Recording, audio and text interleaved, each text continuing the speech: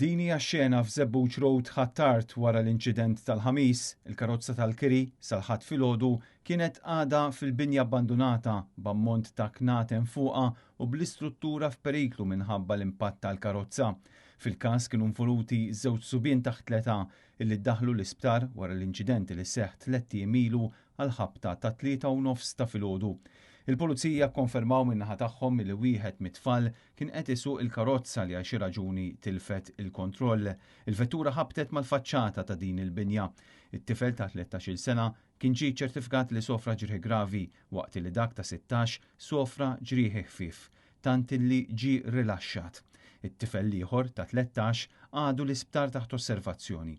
Il-każ qed ikun investigat mill-pulizija.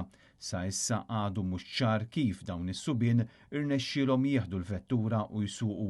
B'sorsi indikaw li possibilment kien it-tifel ta' 13-il sena li kien għaddej bil-karozza meta seħħet il-ħabta. Għalissa, iż-żona fejn seħħ l-inċident inżammet magħluqa bil-barriers anke minħabba l-periklu li hemm b'ġebel li qiegħed imdendel għal isfel u ġebel ieħor f'nofs it-triq.